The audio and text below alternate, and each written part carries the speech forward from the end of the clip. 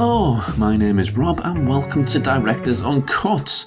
If this is your first episode, we put filmmakers from all corners of the globe onto a huge list that covers everything from South American third cinema to Chinese fifth generation and everything in between.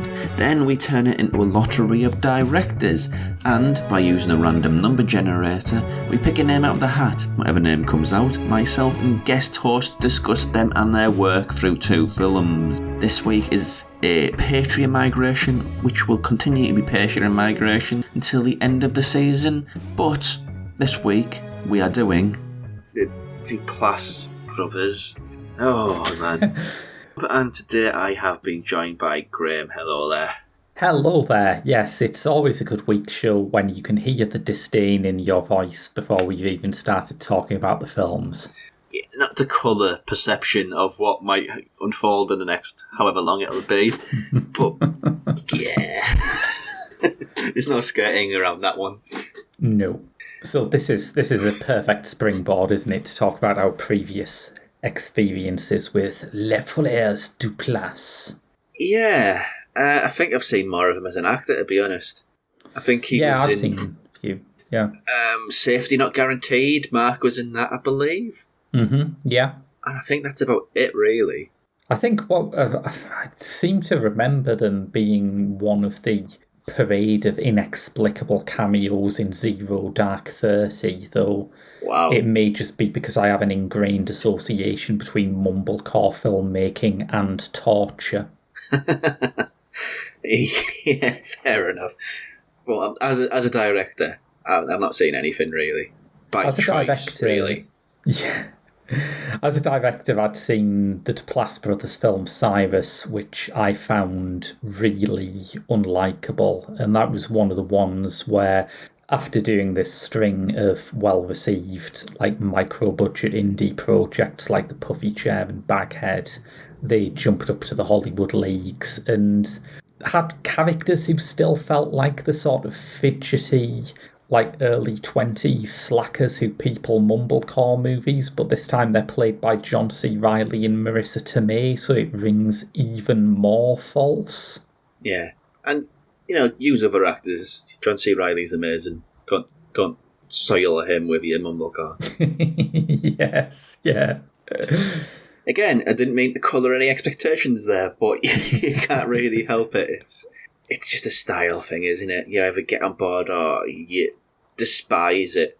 I think that we will be talking a lot about mumblecore in general with the Puffy Chair for a number of reasons, but it seems like such a strange thing to be talking about now. I think this was why I wanted to do one of the very early films, because it is just a flashback to this weird Bush-era moment where everyone thought that like a bunch of millennials making movies about how they couldn't be bothered to do anything with their camcorders was going to be the next major cinematic movement.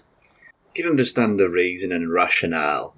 I mean, I'm not going to give it the honour by comparing it to really well-regarded critical movements, because it doesn't deserve it, but... So we kind of had to break the rules for this one. Usually we have a high-profile movie, one that's immediately synonymous with, and something a little bit more off the beaten track. But because the Duplass brothers are a little... one note. Yeah, samey. A lot of their movies that they have directed fill into that mumblecore style of being very much about slackers being slackers and shot in a very minimal way with lots of improvised dialogue. There's only so many ways you can talk about two films like that. So yes. Instead, the Duplass brothers are also well regarded there. I'm not sure if they are, but they have a lot of body of work as producers too and writers. Yeah. So we broke the rules. One of them is an early mumblecore classic. Again, I'm being very facetious in my phrasing here. And the other one is a produced by and acted by thing, in the sense in that we're talking about Creep. Yeah. Well, a Netflix movie. And funnily enough, the other movie we're talking about, Puffy Chair, is also a Netflix movie, which surprised me, but in a very, very early phase before Netflix was the giant monolith that it is now. I assume this is like Netflix at the stage where their business model was still mailing out DVDs, right? Yeah, it probably was. Yeah. Because it's such a small little reference in the production companies at the front that it's a little surprising, honestly. So, yeah, they're the two movies, Puffy Chair and Creep. Remember the Puffy Chair when we were little? Yeah. I found a replica of it on eBay, and I bought it from this dude, and Emily and I are driving in the van to pick it up, and we're gonna bring it to Dad for his birthday.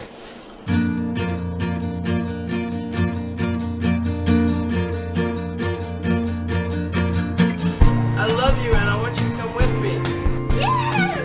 me. You guys seem to be on this road trip, and it seems to be about you guys connecting. And at the very same time, dude, I'd love to go with you. So Puffy Chair is... Should we start with Puffy Chair? Because I feel like it would be a bit of an anti-climax to finish with Puffy Chair, because there is almost nothing to say about it. Yeah, it's going to be a brief one, so we'll start with Puffy Chair, in which Mark Duplass and his girlfriend, who I'm really bad with names again, sorry, his now Katie wife, Asselton. Yeah. decide. Well, Mark initially decides he's going to go on this road trip to buy a lazy boy, a pink puffy chair, a purple puffy chair for his dad's birthday, which is coming up. So he invites his girlfriend along, do a little bit further, go a little bit further, and then the brother ends up getting invited along, and then they do some driving, and they do some talking, and they do some drama-ing, And they listened to a song by Spoon in what I think was the only moment of the movie that I approve of. Wow, that's scathing. But yeah, it's not a lot happening. It's fundamentally a road trip movie, but I mean, generally speaking, I quite like road trip movies because they're quite broad in what they can put in there. Yeah. And it's just the sense of being on the road. As Brits, it's not something that we can really enjoy in the same way that Americans can. Americans have this huge, as far as the eye can see, possibilities of where they can drive. I've talked to Americans in the past, and they're amazed that somebody who lives in one place can have a totally different accent than somebody who lives 40 miles up the road. So our perception of the world is much smaller. So road trips is something which sort of betrays that thing, and I really like them because of that. My favourite story about Americans not understanding the smallness of Britain was when I saw St. Vincent live in Gateshead, and she kept on referring to the place she was playing as Newcastle. And it's like, I mean, she's not wrong, it's just over the river, but you try explaining to someone who is literally from Texas that she's bigger than all of the UK. So, yes. Yeah, so I like the concept of road trip movies when they're done well. I have a great deal of a soft spot for them. But this, by the sort of loose standards of what makes a road trip movie tick, this is still kind of very thin on the ground. There's not a lot here to really talk about in any way, to be honest. And I think the beauty of road trip movies, as you've just described them, is that, you get to both see things and see how those things change the characters. And, I mean, there's a token effort of that there, but you don't see much spectacular here because Mumblecore movies were basically, like, slightly less visual than podcasts. And also the characters are just so insular and self-absorbed that they never get their heads out of their asses and actually engage with the world they're travelling through. So the most you see of that kind of road movie grandeur is a few shots out of a car window. Yeah, I mean, we get in the van and some hotels. And from peeking behind the velvet curtain, we could effectively have shot this in the same town within 5 miles. Yeah. There's no sense of scale to what's going on here. And I think, again, going back, that is why I love road trip movies. Yeah, and that's not like a resources thing, because recently I binged the entire third series of What We Do in the Shadows because it's wonderful. And I read afterwards that there's like a throwaway gag about Guillermo travelling all over the world. In this one, he ends up in Romania and he ends up in Britain, and I think there's Iran in one scene. And people were discussing how the hell did you do that, and said, oh, we just found like areas around Toronto that looked a bit like it. So, Toronto is mad. Yeah. So not having the money in my books is not an excuse. If What We Do in the Shadows can make a global round trip with a few bits of Toronto, this can look a bit more spectacular. I don't know whether it's actually shot in Atlanta, but there is references to Atlanta, and being fair, The Walking Dead was shot around there. The TV show Atlanta was shot around there, and they have a wide range of geography to work with in those two shows, so yes, I think this is a willful choice to ignore. I mean, it's really a perverse thing to talk about, criticise a movie for its geography, and it's so odd, but you kind of have to. What the fuck else is there? The plot of this movie, as you've described it, is literally the plot of an episode of Frasier, and it fills out 25 minutes of television beautifully, but this is an 85-minute film. It does really drag that out, doesn't it? It really does, yeah. And, like I say, it's a Mumblecore film, so there is absolutely no attention paid to the visuals, and they are, absurdly proud of that. Oh, man. Handheld cameras. Handheld cameras have this idea that a camera is a person in the scene. Yeah. And it really feels like a person in the scene in a Mumblecore movie, a person in the scene who doesn't know how to use a camera. It's constantly out of focus. It can't sit still. I mean, it's one of the idea that the camera is a character in a movie. If that was true, and I was in that situation, I'd turn to the cameraman and say, "Are you all right there? Do you want me to have a go for a bit?" Because the scene's so at odds with controlling and getting the best out of this camera. It's just so ugly. It looks horrible. It is, I assume they're going for documentary style, but I'm struggling to think of a documentary I've seen that's this messily shot. Like, documentaries have professional cinematographers working on them. Yeah. I mean, I didn't see it in the credits, but I hope they didn't have the audacity to credit somebody as cinematographer, because that's just an insult to the trade, honestly. Let me check that out, actually. Who we on this podcast, listeners, we name the guilty parties. Who is the cinematographer of the Puffy Chair? It's the nerve, if they do have one. Oh, wow. I'm looking under the IMDb section for camera and electrical department, and the only person credited is a gaffer. So that, at least they have some, fairness there. Some shame. Yeah. Because it is an ugly movie. There's no two ways about it, yeah. Even beyond just the issues that Rob's pointed out, which I do think are enough to sink the movie anyway, what they're trying to do is so boring. The shot selection is so boring. I just found myself thinking, do something that isn't a close-up. I triple dare you. Do a shot that isn't just a close-up. I mean, some of the places that I think there might have been, I don't know, because it seems so averse to actually showing them. That's when it was out of focus, right? Well, yeah. But they're in these beautiful places in the countryside. Turn the camera around. This is, again, peeking behind the camera. There's a thing called B-roll, in which you use shots related to what's happening in the scene to sort of enhance what's going on, to give it a bit more visual variety. Yeah. There's no B-roll. No. Everything is literally what is happening. I mean, it's such a staggering amount of illiteracy as far as making a film. It makes me kind of angry. But Rob, surely they're only doing this so they can focus not on the empty spectacle of beautiful mountains and rivers and that, but on the compelling human drama that the Duplass brothers have crafted here. Let's address that, right? The drama is, right, Mark Duplass might not be ready to marry, but his girlfriend is. Again, it's a sitcom episode. And his brother gets married and then divorced, or whatever happens there within 24 hours. Yeah. So they're trying to say something about marriage, which I'm not really sure has any sort of real conviction behind anything. Really?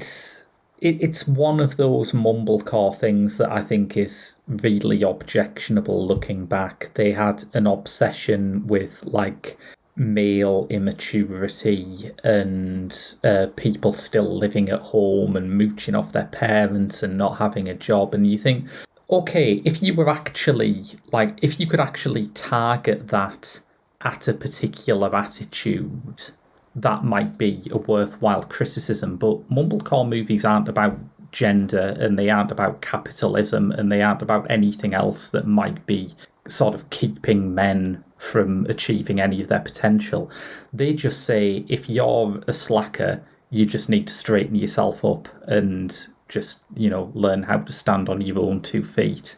You would never know, looking at mumblecore movies from like the mid-2000s, that there is about to be a fucking huge economic crash that is caused by property being massively overvalued. You would never guess that.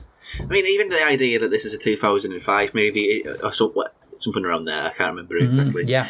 It does not feel like... It feels like it's from, 1974 or something. It's just the aesthetics of it are so out of whack with everything, really. It's weird.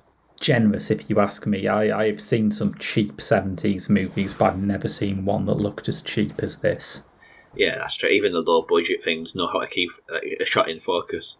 Yes, yeah. Which... I know I'm rabbiting on about it, but come on, it's enraging. These people were hailed as the future of American independent cinema, and you watch it now and it's averse to making any sort of a point. It's averse to any kind of curiosity about the world outside these kind of very white hipster suburbs where these directors come from. It's infuriating that even the tiny resources that were spent on this were spent on this. Yeah, I think it's an English perspective as well, or maybe outside of major city perspective. Because the idea of making films that are distributed and sold around the world is a dream that a lot of people won't achieve. They'll try to do it, but they won't achieve it. And they put years into getting better at what they do. Telling a story, wielding a camera, how to use the camera, all of this stuff. It takes years and years and years to do, and you still might fail. And the fact that films like this exist, it's kind of a kick in the nuts, really, honestly speaking. Yeah. And I think the one thing that has given me pause about Mumblecore was back when it was big and I was ranting about it, much as I am now, listeners. I don't think there's been anything that's caused me to reassess my views on this, but...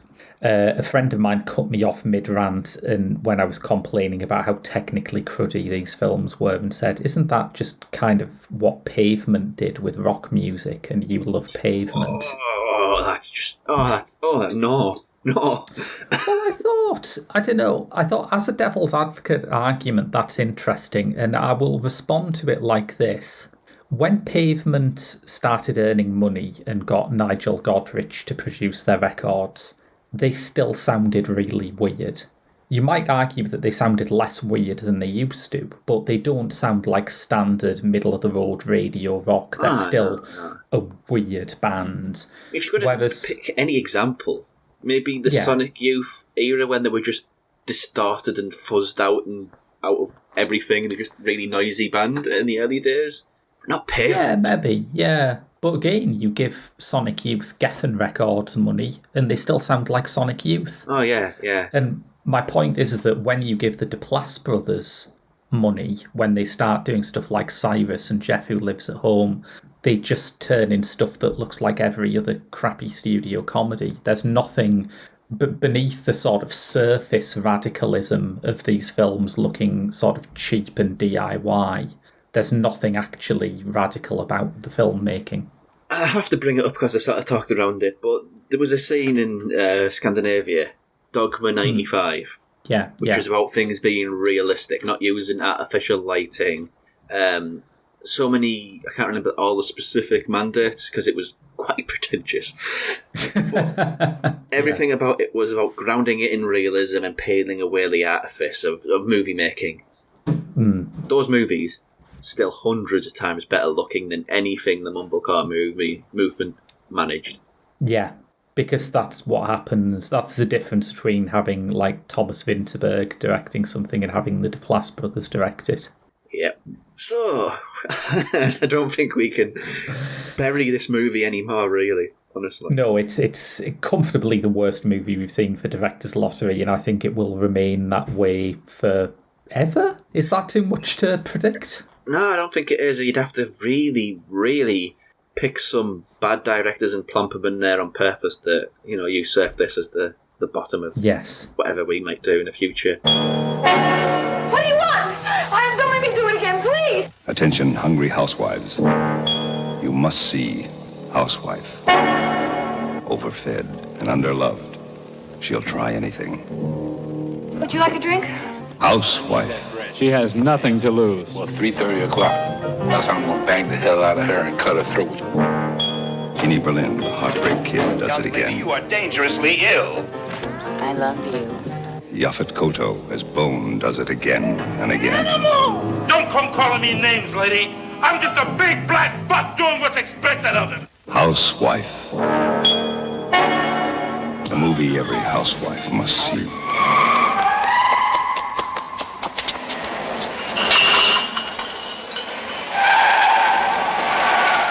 Housewife. She has nothing to lose. Rated R. Just taking a break from the recording with the negative. Very, very sorry if you're a Mark Duplass fan. Recording with myself and Graham from quite a few months past. I think it was the last recording last year. So like November time. So yeah, we're taking a break from that. And here's a little section where we're going to talk about what's coming next. In fact, I'll tell you who the run to the end of the season is going to include. So next week, it's going to be Larry Cohen. And then after that, it's Lee Chang-dong. Then Jackie Chan. And finishing the season with Alexander McKendrick. So we're in the final stretch. I thought this would never come. But here we are. We're getting through these episodes. And yeah. So if you like this show, please do subscribe and give it a rating on Apple Podcasts. It takes 2 minutes of your time and it would mean the world. It would mean the world to me. Or you can give it a rating on Spotify. You need to have listened to 30 minutes or more. Click on the 3 dots near the listing and you can give it a rating. 5, please. That would be nice. Or share it on social media. You can find me on Twitter at _RJ Simpson, @_RJ Simpson, or on Instagram at DirectorsUncutPod, which is also the email address, directorsuncutpod@gmail.com. So yeah, I'm going to throw the clip which we originally recorded where we pick Larry Cohen here, but yeah, I think that's all I really need to say for now, but I will say before the end section, which we do record fresh, because if we picked it from November, I think we did The Green Knight, so it's including movies that are kind of past cultural relevance, I think. But anyhow, that section that we recorded at the end, its audio quality is... apologies is all I can say in advance. Please do listen through it to the end because there's some very good conversation, but I wouldn't be doing my due diligence as host if I didn't mention this beforehand. So yes, here's the clip, Larry Cohen, and I'll be back with Creep.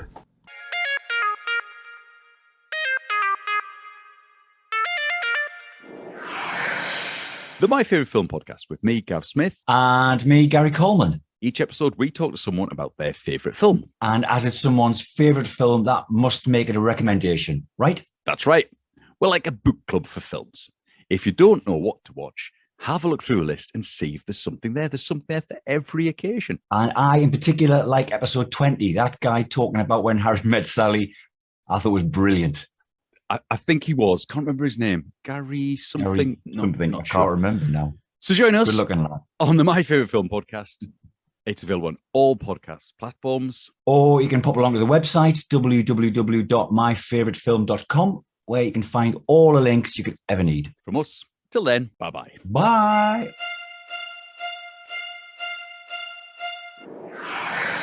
Random number generator, Graham. We need that, don't we? Rob, there are 402 directors on this list, which, what the heck box? That's the state we're at now. A few people. Right. Yes. So, random number generator picked number 114. That's 114. 114 is... Oh, we're back in cult horror territory. This is Larry Cohen. Okay. Which I think is jolly interesting, because I'm aware of Larry Cohen as this kind of titan of the B-movies, but I don't think I've seen that much of his actual work. God Told Me To is outstanding. That's got Andy Kaufman in, hasn't it? Yeah. That's a pretty exciting bit of casting, It's a sort of Videodrome space Jesus. It's a weird movie. But he was known as a very, very interesting person, sort of a great... he came up with great ideas, essentially. Yeah. Didn't he do Born with Yaphet Kotto? Yeah. You're one of these people who... I think it would be... Sorry, go on, Graham. I think it would be nice to watch that, just because we lost Yaphet Kotto recently, and he is still such an underrated actor. He is. He was also one of these people who worked outside of the studio system completely, and anybody like that has the right amount of punk energy, I think.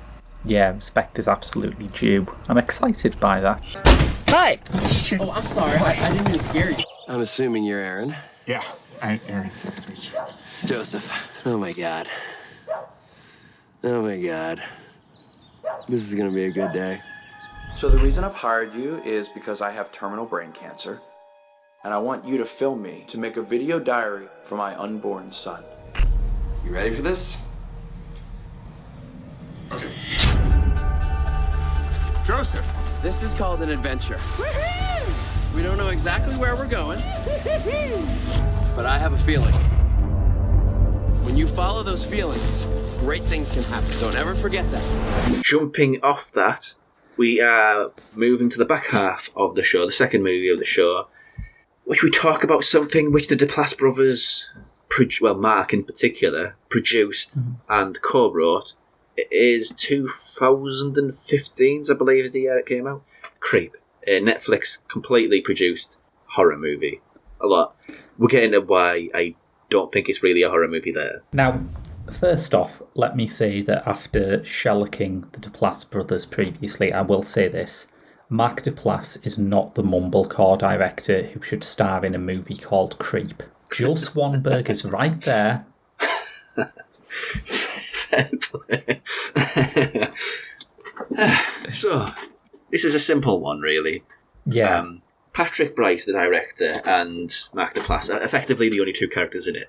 Mark Duplass plays a character called Aaron. He's a filmmaker, cameraman. He's on hard times, and he gets this job to go and see Mark Duplass somewhere out in the country, to follow him around for a day and just film him. Yeah. Whatever happens, whatever he might get into, just film him.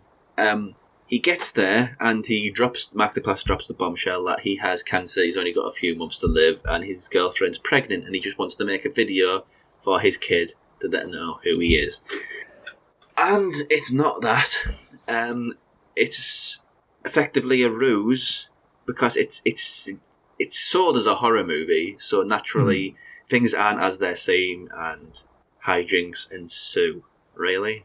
That's a good way of putting it. Yes, there are some hijinks in this, I think. Yeah, I don't think it's a horror movie in the slightest, though, because it is effectively what would be called a found footage movie in any other situation. Yeah. And usually a found footage movie involves everybody dying in horrible things, and you question where cameras are, and there's something more fantastical about it. This is none of those things, really. This is... I don't even know how you'd describe this. This is a bit of an enigma, really. See, I think that is something that a found footage movie should be. I'm always a bit uneasy about found footage movies where they start to go full supernatural. There's a few that can handle it. I think the Blair Witch Project does it well, and Lake Mungo does it well, but... Oh, have you seen Lake Mungo? I have seen Lake Mungo. It is brilliant. You are absolutely right. Yeah. But yeah, there's ways around it, and this is probably one of the better ways to handle it. Yeah, I think so. It's when it's stuff like The Last Exorcism and it's, people, suddenly everything's a CGI effect and people are doing impossible things. I just don't get why it's found footage at that point because I don't believe in the reality of it. This is why you're carrying a camera. You're going to die, you idiot. Just drop it and move on.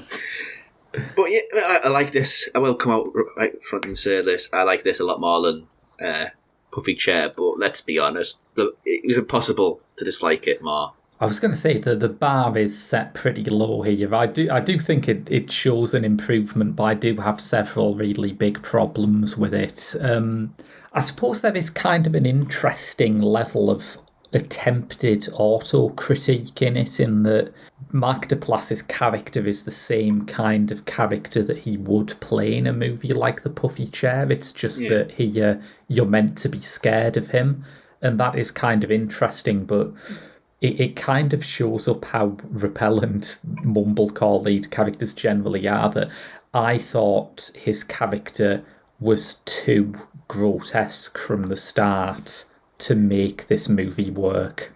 Yeah, I mean, I was never frightened of him. I always thought he's kind of a dick. Yeah. You sort of talk to people in that way. You keep them at arm's length, and when you keep them at arm's length, it kind of, deflates the horror. And I do think the Aaron character does that too. But the Aaron character is frankly afraid of his own shadow. Yeah, would a grown adult jump and scream at seeing a Halloween wolf mask? No, I think, cool mask. Where'd you get that from? Yeah, exactly. Yeah, not much. Which is why I have such a hard time of describing it as a horror as so many other people have. Which I think is kind of overlooking what it really is. Yeah, I think I would say I don't think it's not horror, but the moments when it is most obviously trying to be a horror, particularly all the jump scares, are the moments when I think it doesn't work. I don't really know what I'd describe it as. I suppose if you saw this shot normally, if it didn't have that found footage element, you would probably be comfortable calling it a psychological thriller, right? It's closer to that than a horror, yeah. Yeah. Yeah, but it's just a hard movie to really explain because, again, it is one where not a great deal happens. There's a few instances where they go out walking. There's tubby time, which is a weird phrase because, Teletubbies, gimmick infringement there. Yes, yeah, I wonder if the Teletubbies, came down on them a bit for tarnishing their brand there. But it's just a lot of wandering and walking around for the great deal of the runtime. There's a break about an hour in and it changes tack. But for that first hour, it's all contained within this house and the woods that surround them. Yeah, and it's probably, because it's so telegraphed from the start, I feel kind of comfortable saying that Duplass's character is not terminally ill. Am I totally off the mark saying that? Yeah, I mean, the way he introduces himself as a prankster would. Yeah. Like, taking photos of him from the bushes, and when he sees him, you find out about that later, but taking photos of him in the bushes and then jumping out at him and trying to get a reaction. Coupled with a burst of shaky cam that would have wiped me out if I'd have seen this on a big screen. Yeah, but it gets away with it, I think, a little bit better because it has the conceit that it is being carried by somebody. It's not just, oh yeah. This is shot bad and framed bad because why not? Yeah, watching this and The Puffy Chair has sort of blurred the line between found footage and a film made by people who can't make films. Yeah. So I don't really know what I think of this because I was expecting something different. Yeah. Because I've been listening to podcasts that have described it as one of the great modern found footage horror movies, and when I not even half of that is really met, I'm just kind of confused more than anything about Creep. Yeah, I think my big problem with it is, like everyone else in the world, I've spent a fair bit of lockdown perfecting the ability to become a true crime bore, and one of the areas of true crime that I am most effectively boring about is like hoaxes and pathological liars. I'm fascinated by people who pull scams like this, and And one of the things that they have is, it's obvious, but an ability to make you feel sorry for them. And Joseph doesn't really do this. He's creepy and off-putting from the start. So the revelation that he's something other than what he is doesn't exactly get you falling out of your chair in shock. I mean, even as a storytelling exercise, as a narrative exercise, usually you'd have that normality before normality is break, and it'd be a slow dawning out of who is he really. Things you're saying aren't quite measuring up. It's kind of like in horror movies, they are about escalation. You got to build and build and build and build. So when the first time you meet him, you basically know what sort of person he is. Yeah. There's no means for it to escalate because you're giving away all the sort of the means for telling a stretched out story right at the beginning. Which is why I think like the most interesting way to look at this film is really as a kind of mumblecore self-critique of showing what the kind of sort of entitlement and narcissism that mumblecore characters have would look like if the films were capable of critiquing it in any sort of constructive way whatsoever. Because, like I say, Duplass's performance in this is not a million miles away from his performance in The Puffy Chair. And I don't think he's a bad actor, exactly. I'm not sure I would say he's got range, but he's not technically ungifted like he is as a filmmaker. So... yeah, he's better here. Yeah. There's more variation and self-pity, I think, from even though it's not a lot of variation, but there's something there. Yeah. And I think there is something interesting about the idea. I mean, I could imagine people who hated Mumblecore making this movie and saying, you know, what if one of those irritating Mumblecore guys was an actual monster? But the fact that it comes from Duplass is, I don't know, credit where credit's due. It's got more self-awareness than I'd credited him with. And it's more watchable. There's that, yeah. I mean, I still don't like the film, but... yeah, but it's not like a form of punishment. If somebody said to you, watch Puffy Chair, says, no, thank you, I'd rather, sit in a bike with no seat. I don't feel the profound void in my soul that I felt after watching Puffy Chair. Yeah, that is... The fact that's not a criticism, really. That's like the highest praise you can heap upon it is kind of bad, really. Yeah. It's just sort of... I don't call it soulless, but it's without point beside... Unless you look at it like the Mumblecore self-criticism. I think the target... Because it's promoted as a horror film, the target audience will be way, way ahead of where the film is at all times. And it's not like people have assigned it horror. When you look at it on Netflix, it is in the horror category. And produced by Blumhouse, of course, showing that the Duplass brothers maintain an enviable ability to get on board with interesting, disruptive distributors and producers very early on. And let's be fair, Blumhouse don't deserve the dissing that they get. I would agree, yeah. They do, how do I phrase this? Sort of accessible horror. Yeah. It doesn't make it bad horror, but it is the sort of horror which purists say, that's not horror. That's not horror. Yeah. It is. It's aiming towards a broader audience.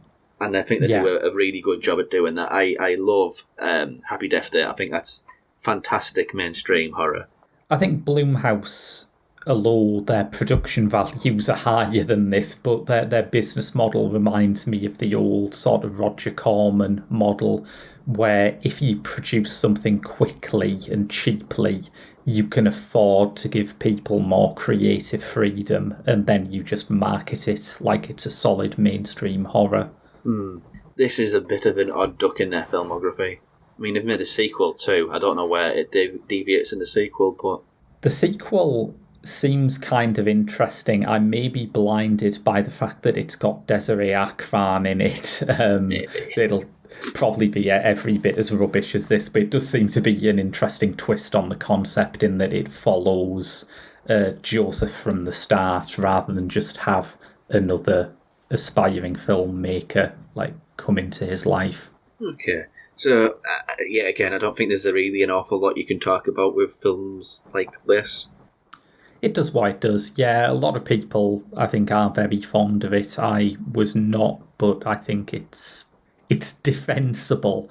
That's my high praise for the week. Unlike the Puffy Chair, it is possible to defend this as a film. Yeah, and that's quite sad when that's the highest he can really reach for. But people like him. He keeps on having the roles given to him. He's got a good career. So there's something there. There's something there. And this is a dangerous question, because this point in the show would ask, so what do we think of Mark Duplass and the Duplass brothers? And I think we kind of set out that stall already, so is there anything else you'd like to Well, I think they found their level, haven't they? They tend to do sitcoms now like The League, and I think that's a more appropriate venue for their talents, rather than trying to pretend that they're the futures of American independent cinema. Yeah, I think there's another voice from that era of filmmaking. I can't remember her name, but she went on to do Girls. Lena Dunham, yes. Yeah, she is the much more egregious end of the Mumblecore factory, I guess you would call it. Whereas the Duplasses, I think they're just vacuous. There's just nothing there. They're not harmful, they're just empty. There's nothing between the ears. It's just deadeningly nothing. Yeah, completely. And I think I'm trying to think back to who there was in that generation. There's Swanberg again, who I think is weirdly proud of the fact that he will never experience any artistic development whatsoever. But also Andrew Bujalski, and it seems really weird to think Bujalski was a part of that now. Although, actually, not as weird as thinking Greta Gerwig was a part of it. She's the poster child, really. I mean, hasn't she come on in leaps and bounds? Oh yeah, without shadow of a doubt. I think Bujalski is pretty good, because if you can make computer chess from coming from that scene, you've done pretty well for yourself, and that is a weird movie. It is a weird movie, but I'm not entirely sure how much I like it, but it's full of ideas in ways that neither of these movies we've reviewed today are. Thank you for coming. I know you all have busy schedules. Dodomeki, Bakaneko, Koro Kamui, Unlicensed Borobu Plushie, Kuchi Kopi, Melted Coochie. We are happy to be here. Kisses. What's that? You heard me. Fellas, please. I've got a situation at school. Chloe Barbash called me a baby. What do we do? Ideas. Go. Shoot her out of a cannon, karate chop her in half, find a shark and throw it at her. These are just off the top of my head. I don't know if anyone else is going to jump in. Okay, we have cannon, karate, shark. What else? Why did she call you a baby? It was the dead man's drop thing. I didn't want to do it. I was worried all my loose change would fall out. Okay. All right, fine. It's also because of my hat, my ears. I don't know if you guys have noticed, but I wear them a lot. Oh, yeah, now that you mention it. Some people think, Chloe thinks that I'm scared to not wear them, which is crazy. Totally. And why is she dropping these B-bombs on me like it's nothing? It's offensive to, babies. I mean, you are talking to your toys right now. Is this about time to bring that up? Your collectibles? Damaged collectibles? Some of you who are lucky to still be in the mix? Yep, right, got it. Apologies about the sound quality of this section coming up, specifically with my part. Because of technical problems, technical gremlins, we had to record through OBS, and it's the first time I've ever done that.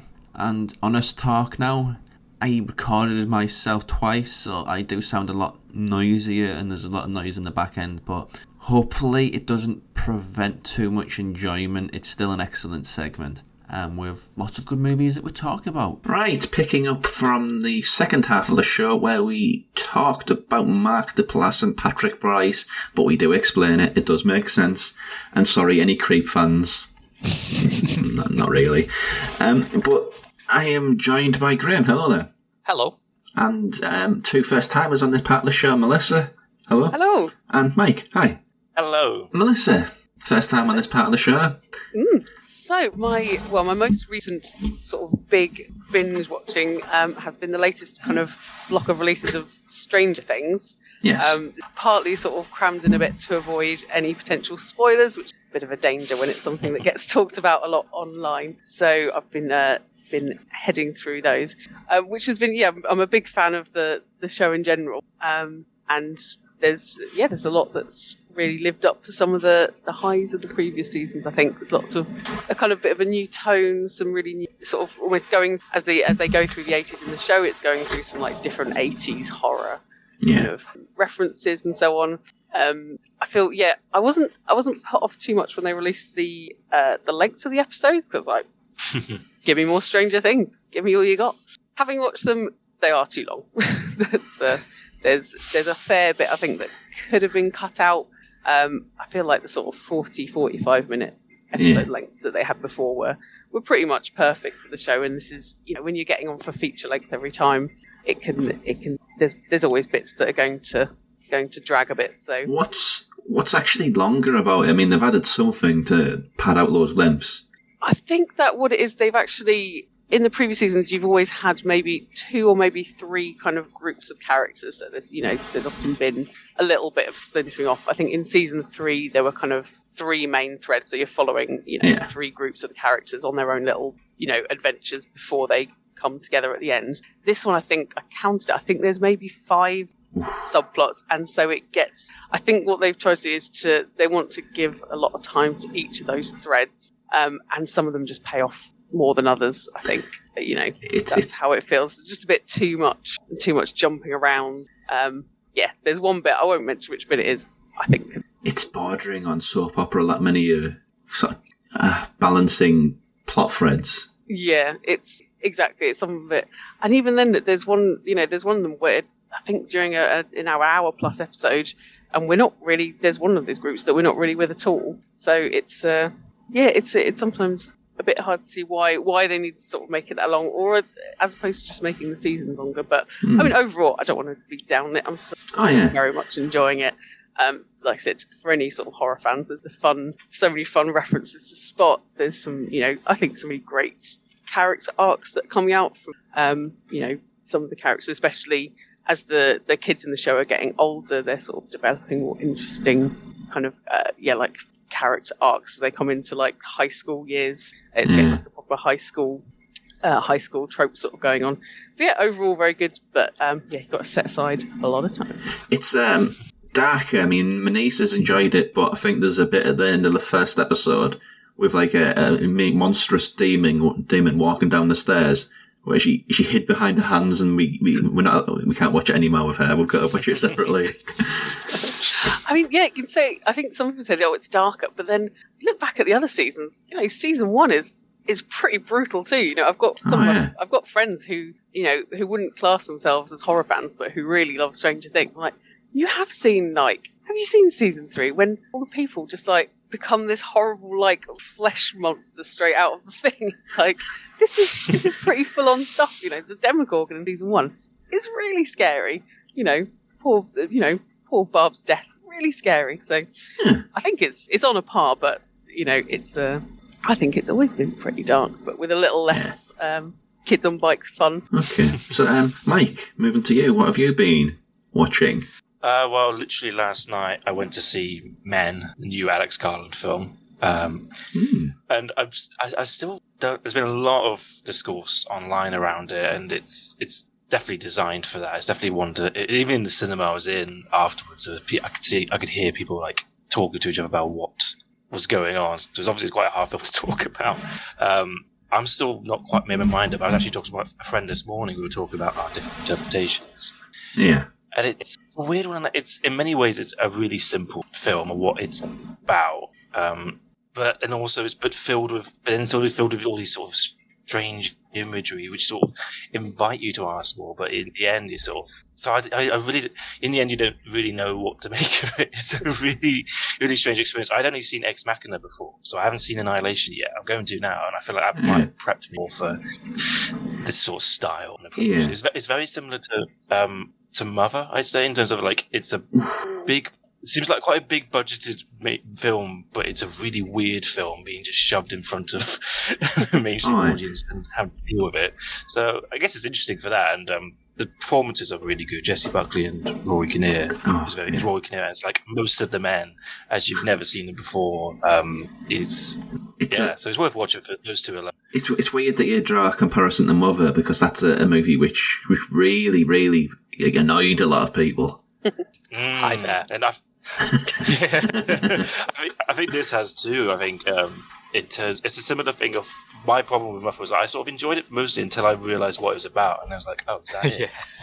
And that's sort of my feeling with Men is like, oh, it's sort of like almost like it's building up to a big punchline. It's like, is that all there is to this? So I don't know. It's one I'll probably figure. It's certainly like the finale is the one that everyone will remember because it does go wild. It goes absolutely in a unforgettable way. Yeah, so worth seeing, definitely. Oh, yeah. I am slightly worried that this film is going to stereotype men, and I just want to make it clear that we're not all Rory Kinnear. He's saying that, I mean, you don't pick it up in audio, but he's saying that with a huge wink to the camera there, listeners. You all look like Rory Kinnear.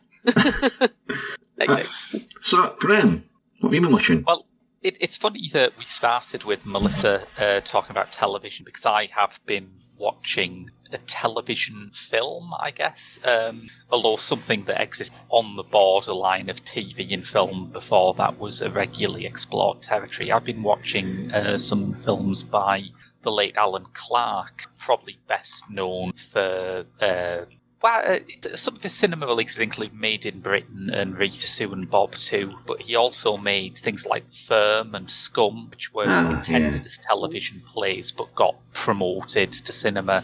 A couple of years back, the BFI put out an amazing box set of all of his surviving TV work from the 60s, 70s and 80s. And because this month's Pop Screen is a dedicated David Bowie month, I've watched his collaboration with David Bowie, 1982 adaptation of Bertolt Brecht's early play Baal. And this is very much a throwback to a time when you had a very limited number of channels, and so people would watch whatever you programmed, because there wasn't a Netflix, there wasn't Sky, there wasn't anything like that to compete. And as such, compared to something like Stranger Things, it's very much television that isn't designed to be, watched. I don't know if this has a target audience.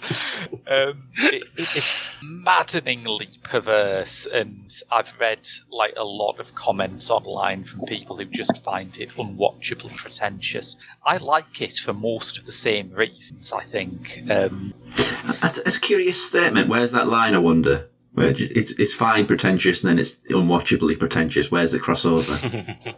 It's true, yeah. I think for me, bad pretension is where you have to go back to the origins of the work. You have to talk about pretense. Bad pretension is when it's pretending to be cleverer than it is. Whereas here, you've got three people. You've got Clark, you've got Bowie, and you've got Brecht, of course, who were very clever. The fact that I found some of Baal was pitched a bit above my head is not that much of a problem. Partly because I think Bowie's lead performance is so magnetic, slightly too magnetic. I mean, Baal is meant to be a horrible little shit. Yeah. And yet he's having more fun than anyone else in this play, even in the scenes when he is meant starving to death. But I don't know, there is just something so compelling about it, this movie, because it is just a million miles away from anything that would be put on television now. Reportedly, Clark and producer Lewis Marks cast Bowie without realising that he was a huge fan of Brecht. He had released a cover version of Alabama Song, which is one of the numbers from Brecht's play The Rise and Fall of the City of Mahogany a couple of years previously. So he's very turned on to the material. He knows exactly what this should be about and what it should feel like. And there are several musical numbers in which Bowie's voice is just on career peak form. Largely because I think it's so pared back. Most of the numbers are just him with a snakeskin banjo, which I've never seen in my life before. I didn't even know you could have a snakeskin banjo. But that's a thing.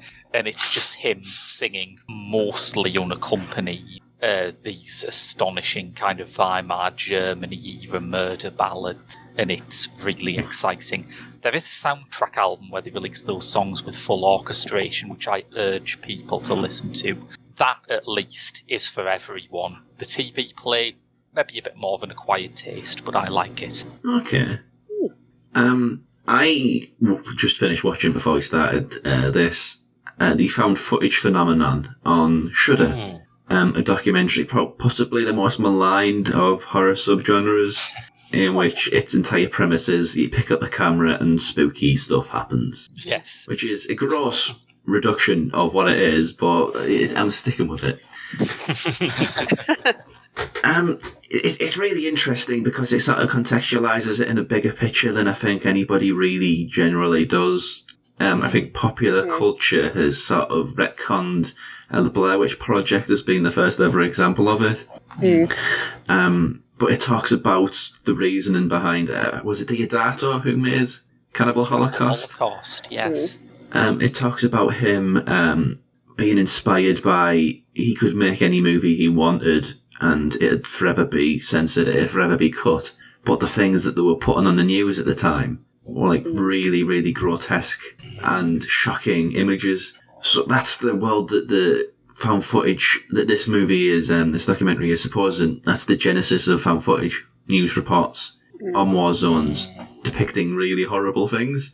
And it talks about how it becomes quite an experimental and provocative subgenre, which I guess it is. There's a movie that they have the director of, a movie called Hate Crime, which just seems like a movie that nobody should really watch.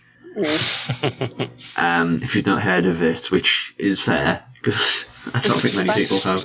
Banned in the UK, isn't it? Hate Crime. The BBFC rejected it. I won't be surprised. It's about how a bunch of sort of far-right Nazi supremists kidnap a bunch of Jewish kids and torture them and kill them.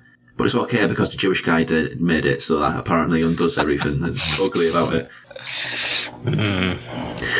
But the documentary, it's weird. It feels, this won't travel internationally, but it feels like one of those documentaries that you used to have on Channel 5, like I Love the 1980s or something. Yeah. I love Hate Crime. Please don't cut that out of context, by the way. Do not look at that sentence as a promo clip. But yeah, it feels like you could watch a podcast of this movie and it would be exactly the same. Yeah, I watched it at Fright Fest, and yeah, I enjoyed it, but I think you're right, it's quite sort of... it's, as someone who doesn't know much about found footage, really, it was quite useful to get like a good recommendation list. But yeah, I think there's like I found footage is one of my favourite things, so I kind of I'd see there's still I think it's like Mike, I saw this at Fright Fest online, and there's still I picked up good sort of recommendations, but I think it feels like a good, like you said, a good sort of primer, like intro to the genre. If someone's like, oh, I've watched Blair Witch, maybe I watched a bit of Paranormal Activity and want to see what else is out there, sort of maybe the earlier ones or slightly less known found footage. Really, it's a pretty good intro, and you can dive. Really celebrates movies like The Last Broadcast, and I can't remember the McPherson tapes. The McPherson, Alien. But I like that one as well. It's when you look at other documentaries you should have done, like Horror Noir. Horror Noir is an amazingly made documentary. This, it's just kind of a basic documentary, but it tells a very good story about something that deserves to be told. So, yeah. Second round, Melissa. Yeah. What else? Well, this is, following on a little bit from the found footage phenomenon, I finally, after many years of thinking it wasn't available to me in the UK at all, I finally watched The Curse of the Blair Witch, the kind of fake documentary that they released around the time about the disappearance of the students. It was basically part of the Blair Witch Project's marketing. So it is like a kind of, I think it's maybe like 45 minutes to an hour of a fake documentary, talking about how, what happened to students, their friends and family, their disappearance, and then how they found the tapes and how it was put together. For some reason, I think it's because it's not available on streaming over here. I thought it was not available at all in the UK. I was like, what will happen? And then sort of mentioned that someone did a thread on Twitter. I was like, what's a film that you really want to watch but you just can't find? I was like, The Curse of the Blair Witch, I'll never get to watch it. And someone else was like, it's just on the extra UK DVD. I was like, I'm pretty sure I've got that DVD. And then I looked on the shelf, I was like, why don't I have the Blair Witch Project on DVD? It's like literally my favourite film. And then I went down to HMV, and then I bought it, and then I watched it, and it was great. I had a wonderful time. So that was a kind of fulfilling a dream watch, which I could have watched probably 10 years ago, but just didn't realise that I could. Did But it, again, it was. did it live up to the expectation, though? There's the question. I did. Again, not that it's all like, oh, I'm biased, but yeah, I love the Blair Witch Project so much that I don't think it would have had to be total garbage for me to not like it. It was just like more Blair Witch stuff. I think it's great. Again, as an example of marketing at the time, it's perfect. It really does, and it feels like a late 90s like TV documentary. It's not brilliantly made, obviously, because that's neither were they. Well, exactly. But it was it feels like a kind of a bit of a local broadcast. But yeah, I don't know if they've got they have clips of someone on the news, like a newscaster, like an anchorwoman talking about Heather and Mike and Josh disappearing. I was like, that looks like pitch perfect, like 1994 style. That kind of really slightly Technicolor look to it. All the people that they've got playing, like their friends and family, really, it's all very believable. It's great. Again, it feels a little bit now like it's a sort of artifact of found footage marketing more than like something in itself, and more part of like how the Blair Witch Project kind of had that kind of impact. But yeah, it's such clever, and I think that part of it even used from because I think the Blair Witch Project itself was originally going to be more of like a mock documentary with people like traditional documentary style with interviews and so on. Stuff. Yeah, and then they were going to have bits of the footage, and eventually they decided to go the route of having the entire thing just the sort of diegetic camera and just like no surrounding framing, and then they just use that all in The Curse of the Blair Witch. But, anyone who likes it, I would recommend it. Companion piece. It's on DVDX. Just have a look. It was like, I don't think there'll ever be a repeat of that sort of white hot moment in movies. It just captured everybody's attention. I think it made £350 million, and they made it off like a fiver. Yeah. Yeah. I mean, I think it's interesting that I think the film itself was probably about like you said, like 10 quid or something. I think once they got they had a reasonable marketing budget again, which is the thing that kicked it off. Not to like, again, this is not to do down being like they didn't really make it on a shoestring, like totally did, but it's it's a sort of testament to how thinking about what kind of film is this, how do we position it, where does it fit in the whole thing. I think they did it so well. And they got some of the trailers there as well, which are like just short and perfect with the kind of like people went into words they were missing. Now we found their footage, and it's like such a compelling, simple thing. Excellent. So, Mike, what else did you have? So I actually at home I watched Morven Caller because it was just about to leave Netflix, and it's like the only Lynn Ramsey film I hadn't got around to seeing yet. And it's very different to her usual ones. I felt anyway. It felt a lot more chaotic to me, and compared to because the other ones are sort of so controlled. You're sort of well, obviously with like when you talk about Kevin and You Would Never Really Hear, you're sort of following these sort of quite disturbed people. Whereas with Morven Caller, Morven is more just sort of she begins with like her boyfriend's dead on the floor. She wakes up, and then what she does after that, and it really made me appreciate how Lynn Ramsey captures a person. You're seeing the world through a person. You're seeing how they're experiencing the world, and so it was a strange watching experience, but I did enjoy it because Lynn Ramsey's always incredible. I think she's made a bad film. Yeah, I'm very excited about it. She's got a couple of interesting films coming up, isn't she? I know she's doing this Stephen King adaptation, and really? With Sandra Oh. Yeah, The Girl Who Loved Tom Gordon, which I have read, and it feels like a good fit for Lynn Ramsey. So, yeah, it's I can see why it's perhaps not as it's probably like the underseen one of her four, but it's still really great. Samantha Morton is excellent in it. I should say it's a strange one. You really can't quite get a grasp on her as a character. That's obviously the point. But you're still captivated by her. Still, even though she makes these like really bad decisions, like abandoning her friends, and just I really enjoyed it. Cool. I do think that's a really great film, and I think it was the first time I really became aware of Samantha Morton, who's an incredible actress. But that year she had Morven Caller out, and she was also in Minority Report, and I think a lot of people thought, oh wow, if you can do both of those, that's pretty impressive. Yes. Definitely, yeah. The range she has, definitely. Yeah, I agree. So, Graham, Got anything else? Well, I went to... I've been trying to get to the cinema a bit more often because I got out of the habit with the whole everything that's been happening the past couple of years. And I went to see Doctor Strange in the Multiverse of Madness recently. Okay. Which I have to admit I was not sold on. And it's a shame because I've been arguing that people should watch Marvel films in a more autorist frame of mind. You know, I think...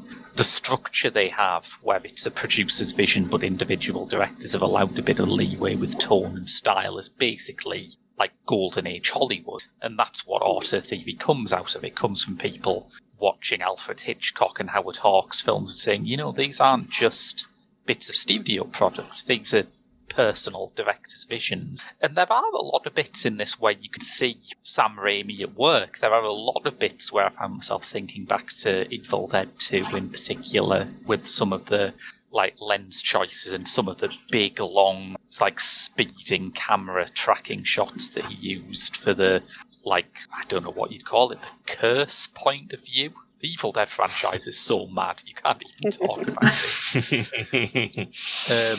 You know, that's all present and correct. And what there isn't, and what I think Marvel have sort of built the house on and are in danger of abandoning, what there isn't is heart. You know, I found the characters tended to be doing what they needed to do to set up the next 28 films in the franchise rather than what I believed they would organically do. And I might just be slightly out of touch with the ongoing continuity. I don't have Duplass, so I haven't seen WandaVision. But I don't think that impacted particularly badly. My main question that I had on going out was, you know, are Wanda's kids this unbearable in the series? If so, how does anyone bear watching this? But I think it has a couple of Marvel problems which I'm coming to find irritatingly regular. The first is that they will set something up in one film, and then in the next film it's a fait accompli. It's like, you know, anyway, imagine what that would have been like, and we'll get on with the next story. The classic example being, aptly enough, Wanda Maximoff and the Vision getting together, which is teased in Captain America Civil War, and then when they next appear in Infinity War, it's like, anyway, we're just going to hang the whole movie's emotional plot line off that. We hope you enjoyed imagining what it would be like to see their relationship develop. And this does exactly the same thing with Baron Mordo, and it drove me mad. But also the other thing is that the average Marvel franchise now seems to be, we do a first film that is pretty good and has a lot of great actors playing roles that maybe aren't as well explored as they might be, but you come out of it thinking, I'm looking forward to seeing them again in the sequel. And then the sequel is, anyway, let's clear all that aside and ask who would win in a fight between Shatterstar and Paste Pot Pete or something.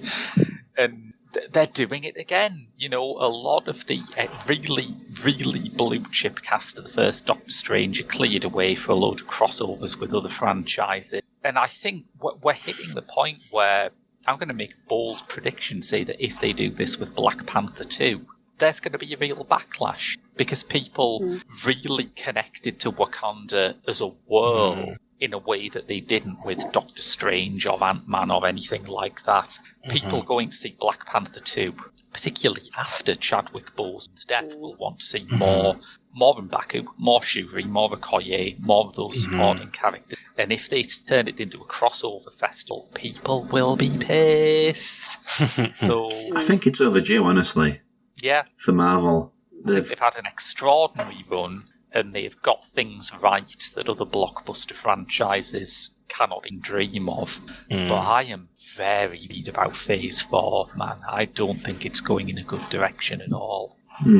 Have you read the online reception of this? How certain more sensitive viewers describe it as demonic and it should be banned. It was hilarious. I think it was either Evil Dead or Sam Raimi was trending on Twitter, and I had a look, and it was like, this is just peak internet. This, I love this.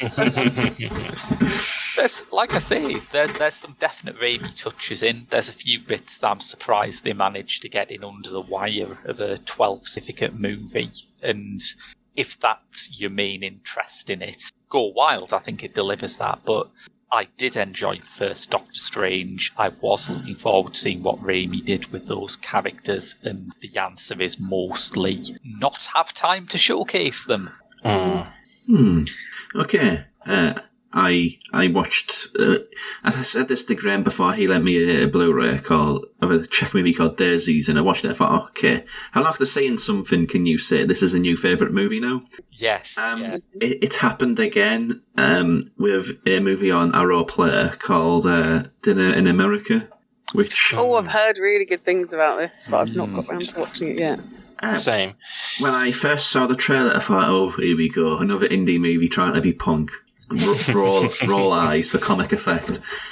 But no, genuinely, it's amazing. It follows around the horrible human being called played by Kyle Gallner, who is the very image of sort of spitting bile punk. He's just angry. He's just very, very cool as well. I think that says a lot about me. I think that's cool. I don't know. Well, I've said that I liked David Bowie as Baal, and Baal is a horrible character as well, so we're evens. Yeah. But he meets a young... Well, when he's running away from the police, because he's effectively dealing drugs, and bit of a sideline and arson in a brilliant scene where he's having dinner with a family and he just sort of pushes all of the buttons. And Die Hard's wife's in that scene. I don't know her name. I think Nancy... It's just Die Hard's wife. That's what she's known as, isn't it? She's in that scene. He sets that bush in front of their house on fire and he runs off, does his stuff, ends up getting cornered by the police. And this girl who, she's naive, very, very naive to the ways of the world. She's 20 and all of the kids... It paints a vision of the world where everybody else is very precocious and angry. They use a certain R word, which I will never use myself, over and over again, because it's a very offensive word, let's be perfectly honest. Western swear words, I'd go as far as say. But they meet through, a meet cute, essentially. And the whole point of it is, he's in a band called Psyops, which is a very sort of dirty punk band, sort of punk band you'd see in a warehouse of 10 people. And she learns to sort of find her voice. She learns to fight back against the world, and them two become very, very close with each other. And it's proper prunk. It's not like, what was it called? How to Talk to Girls at Parties, which just, honestly, that pissed me off, that thing did. It was really, really bad. Line about that, less Croydon 1977 and more Instagram 2017. Yes. But Dinner in America, it has that proper pissed off punk energy. It treats punk like it's an actual subgenre and culture rather than just, like in How to Talk to Girl at Parties, they say punk so much, I think I lost my mind a little bit. Like when you write a word down and you over and over again, you think, that's not how you spell that word. That's not even a word. They say punk so much in that movie that it completely loses any sort of traction with reality. But it gets punk, it understands punk, and it has a song which anybody who watches it gets stuck in their head entirely. It's like this sort of bubblegum punk song that they write together at the end. But yeah, I mean, I've heard people say it's too aggressive, and I thought, really, you need to change your goalposts. But maybe my goalposts have been burnt down and set on fire by watching Sakamoto movies. Just a word for the warning: Tokyo Fist is the angriest movie I've ever seen. It's just so angry, and when you've watched that, everything else seems kind of cute.